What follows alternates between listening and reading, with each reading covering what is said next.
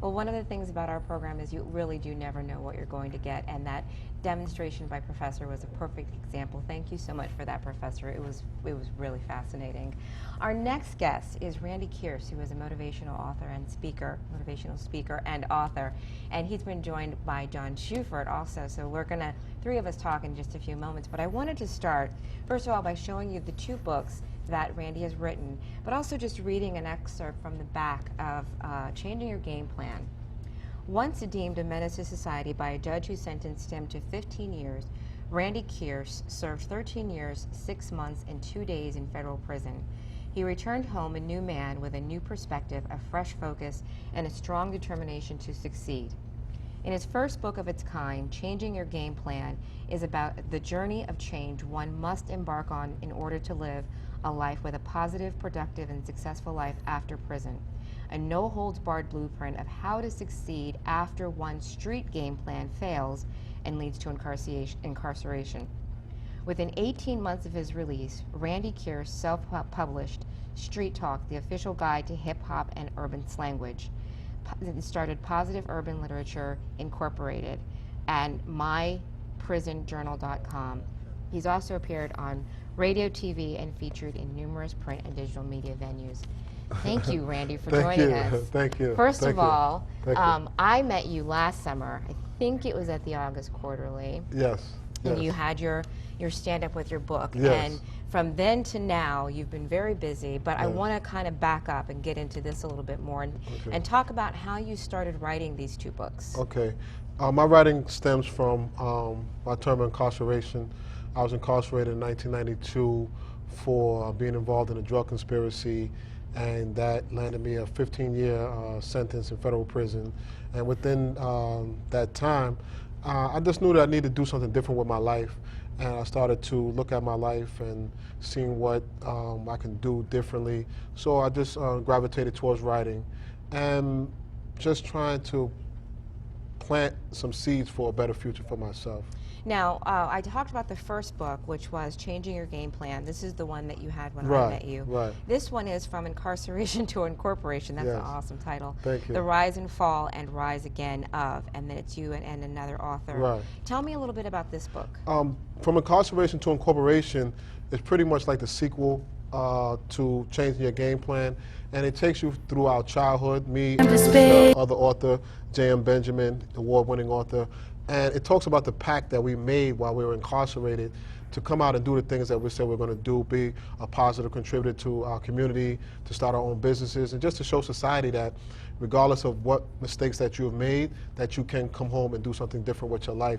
And that's what this book talks about, just from incarceration. We're once in prison, now we're bona fide business owners and things like That's that. fantastic. What Thank you. message do you have for young people?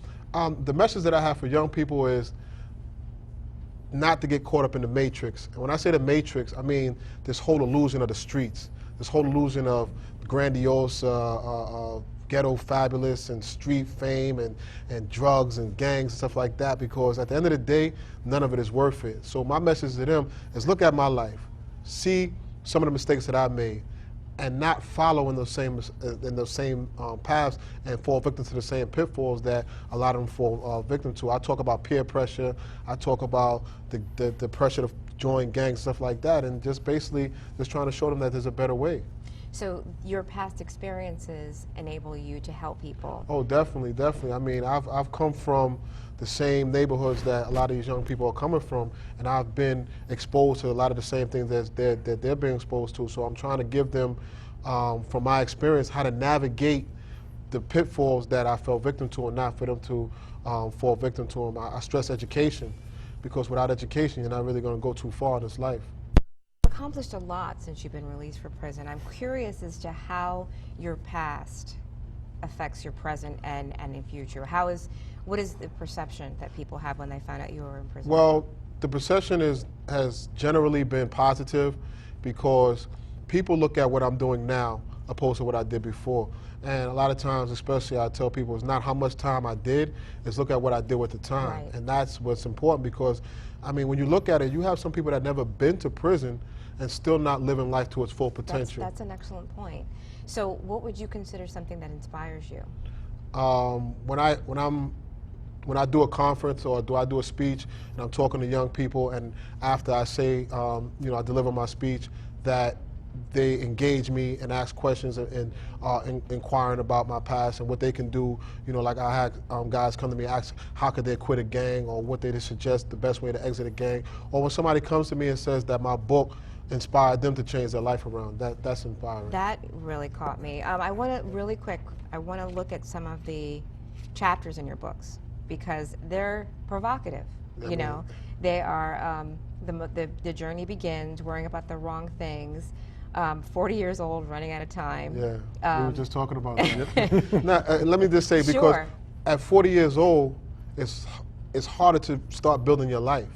So that's why I tell people, you can rip and run at 20, 19, 25, but then when you turn 40 and 45 years old and you don't have a work history, we're not even talking about a criminal history, Right. You don't have a work history, it makes the employment harder to gain because you don't have nothing to show that you've Right. never done. So that's what I say, 40 years old and running out of time. Prison, the life-saving factor. For me, prison was one of the life-saving factors because I became so out of control that it was either prison or death. And what about Misery Loves Company? I mean, you don't have to go to prison to find miserable people. You got miserable people all over the Yeah, place. that's But true. I mean, when people see that you're trying to do something different with your life, and they're trying to see that you're trying to do something positive, you always have people that'll knock you and be negative towards you and things like that. So. And the thing that I found too is you have to be careful because you're used to, or you're kind of prepared for the outright discouragement. But it's the subtle discouragement, Yeah. that, well, this is as much as you've done, that's Yeah. great. And then they want to stop you there and Yeah. say, it's great that you did Yeah. that, and that's all they expect Yeah. from you. Yeah. John, I'd like to pull you into this. What were you guys talking about in the green room? Oh,